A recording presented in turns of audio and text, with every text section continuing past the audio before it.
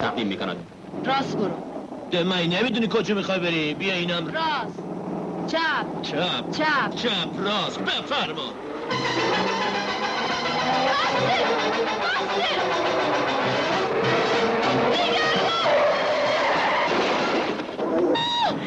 چیه؟ منم جونم ندار. اومدم با یه کار کوچولویی دارم کوبی جون. ترسیدم، خیال کردم جنه. بی وقتشم منو بیدار کردی باشم یه کاری براتون بکنم. آره میدم ولم کن مرد. پیروزترین اثر سینمایی سال، قهرمان قهرمانان، با جمعیتی انبوه که وجودش تاکنون در سینمای ایران بی سابقه بوده است.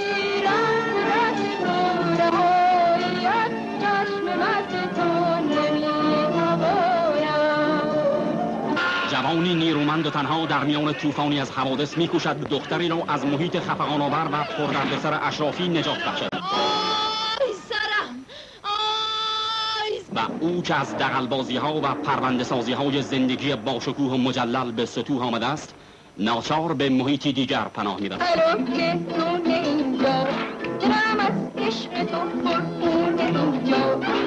شیطان صفتان نقشه‌های شوم خود را رهبری می‌کردند که قهرمان قهرمانان نقشه‌های آنان را یکی پس از دیگری نقش برآب ساخت و با یکایک آنان به مقابله و زورآزمایی برخاست. چه خبر مگه اینجا گود زورخونه است آخه؟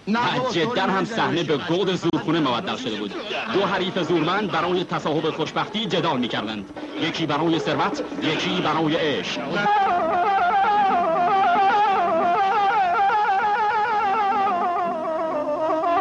قهرمان قهرمانان با شرکت فردین، آذر شیوا، ظهوری، شباویز، پروین، پیشواییان و هنرمند توانای سینمای ایران آرمان. دوست دارم. تو نمیدونی، شایدم هیچ وقت نفهمی از کجا و چه وقتی محبت ریشه دونده. پدرم خیلی پول داره، تو رو همه کاره میکنه، خوشبخت میکنه. این پنبرم از گوشت بیرون بیار که با من ازدواج کنی یا اختیار به روی آنان گشود. قهرمان قهرمانان دلیر برای رهایی دختری معصوم از چنگ مشتی بیرحم فداکاری و از خودگذشتگی را به اوج رسانید و این قهرمان نامی ساده داشت. من حسن فرفر هستم، مثل غرغره هستم، مال پایین شهرم، با هم تیرکشا قهرم. این است هدیه شگفت‌انگیز و پرشکوه سال با داستان شیرین، پرماجرا و نشاط‌انگیز.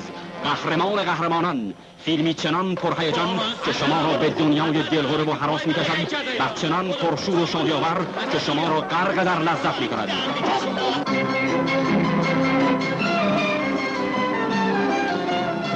قهرمان قهرمانان، تهیه کننده و کارگردان سیامک یاسمی، محصول پوریا فیلم.